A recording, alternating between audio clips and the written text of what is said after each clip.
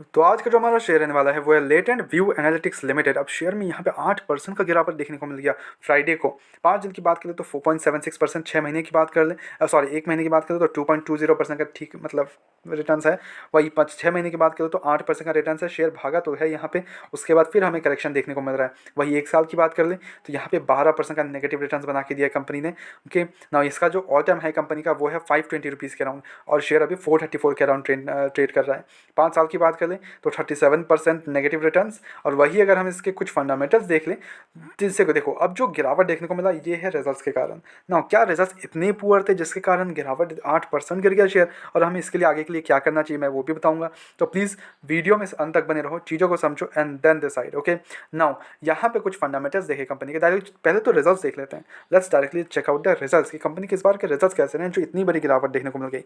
Sales अगर देखें 209 करोड़ से जंप होके 258 करोड़, ठीक ठाक जंप सेल्स अगर देखें। ओके ठीक है, एक्सपेंसेस इंक्रीज होने थे, काफ़ी लाजमी है, इंक्रीज हुए भी, जिसके कारण जो ऑपरेटिंग प्रॉफिट है कंपनी का वो 45 करोड़ से इंक्रीज होकर 56 करोड़ का देखने को मिल रहा है। यहाँ पे ठीक ठाक जंप है। Okay other income sorry operating margin 22%। Okay profit before tax 58 crore से जंप होके 62 करोड़। ओके टैक्स अगर देखें तो 26%। नेट प्रॉफिट अगर देखें तो 41 करोड़ से जंप होकर 46 करोड़ का देखने को मिल रहा है। क्वार्टरली रिजल्ट्स गिरे हैं net profit, but year two year basis पे 41 करोड़ से 46 करोड़ हो गया है। अर्निंग पर शेयर 1.94 से इंक्रीज होकर 2.15, यहाँ पे भी ठीक ठाक जंप देखने को मिल रहा है। तो क्या रिजल्ट अच्छे हैं?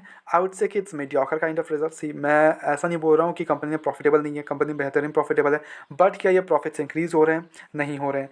अब देखो यहाँ पे अगर आप देखोगे तो हमेशा एक ट्रैजेक्टरी रहती है कोई भी शेयर का, कि हमेशा I'm saying about a net profit trajectory, not the chart trajectory. Okay अब यहाँ पे देखोगे तो कंपनी के कंटिन्यूसली वही 30 to 50 करोड़ उसी के बीच में ट्रेड कर रहा है। और कब से कर रहा है ये चीज़, कब से कर रहा है ये शेयर? 2022 से 2025 तक। ठीक है, अब इतने सालों में कंपनी ने नेट प्रॉफिट जो आया है हर एक क्वार्टर में तो 30 to 40 सॉरी 50 करोड़ के अंदर ही है, अंदर ही है। ऐसा नहीं हुआ है कि सरपास हो गया है। कभी एक दो क्वार्टर में 51 करोड़, 1-2 करोड़ इंक्रीज होना, आउट नॉट से इंक्रीज होना। ठीक है, समझ रहे हो बात को?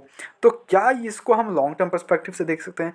देखो मेरे को अभी ऐसा कुछ भी नहीं लग रहा जो कि ट्रैजेक्टरी इसका एक ही लेवल्स पे है, और मेरे को चाहिए अपने पोर्टफोलियो में ग्रोइंग सेक्टर, ग्रोइंग शेयर्स, वो कंटिन्यूसली जो ग्रोथ दे रहे हैं कंपनीज, मैं उनमें ज़्यादा फोकस करना ज़्यादा पसंद करूँगा in case of this company, this type of companies. ठीक है, जो ग्रोइंग सेक्टर्स ऑफ इंडिया है, रेलवे हो गया, डिफेंस हो गया, और लाइक पावर सेक्टर और समथिंग लाइक दैट, तो मैं उस पर ज़्यादा फोकस करना चाहूँगा अंटिल इस शेयर पे। लेके शेयर का जो ट्रेजेक्टरी है नेट प्रॉफिट्स का वो मेरे को इम्प्रूव चाहिए। ठीक है, वो मेरे कुछ कंडीशंस रहते हैं हर एक शेयर को देखने के लिए, कि अगर वो कंपनी ही खुद प्रॉफिटेबल से इंक्रीज़ नहीं कर पा रही है, अपने प्रॉफिट्स को तोड़ नहीं पा रही है, अब यहाँ पे क्या होता तो मेरे लिए कोई फ़ायदा नहीं बनाता। अब मेरे लिए क्या होता है, यहाँ पे अगर कंपनी ने 30-30, 40-40, 50-50, अब वो 60-60, 70-70, 80-80, 90, तो वो 100 करोड़ को टच करती तो वो सही होता। अब मैं ये नहीं बोल रहा हूँ कंपनी प्रॉफिटेबल नहीं है, कंपनी इज गुड, हो सकता है, no doubt in this, company is profitable, good है, चल रहा है, अच्छा खासा चल रहा है, बट ये चलाऊ वाली कंपनीज है। मेरे को चाहिए एक ट्रैजेक्टरी अच्छा नेट प्रॉफिट्स जनरेट कर रही हो, इंक्रीज नेट प्रॉफिट जनरेट कर रही हो, समझ रहे हो बात को? तो मैं उस पर ज़्यादा फोकस करना चाहूँगा इन कंपेरिजन टू दिस। मैं रिजल्ट्स पे उतना वो नहीं करूँगा। ठीक है, लिटिल बिट आपको समझा दिया। मार्केट कैप 9,000 करोड़ के कंपनी है, ऐसा नहीं कि बहुत बड़ी कोई कंपनी है। स्टॉक का पी वगैरह देख लो तो ओवर वैल्यूड तो है भाई। डेप्ट अगर देखें तो वो कुछ नहीं है, डेप्ट बहुत कम है। ऑपरेटिंग मार्जिन 22% का है, प्रॉफिट ग्रोथ 11% का है। इन्वेस्टर्स का भरोसा देख ले तो 65% के अराउंड प्रमोटर्स की होल्डिंग है। एफ और डी की होल्डिंग होती है, कुछ खास है नहीं, 2% की होल्डिंग है। एंड डी की होल्डिंग 3% की होल्डिंग है। पब्लिक के पास यहाँ पे 29% का स्टेक है।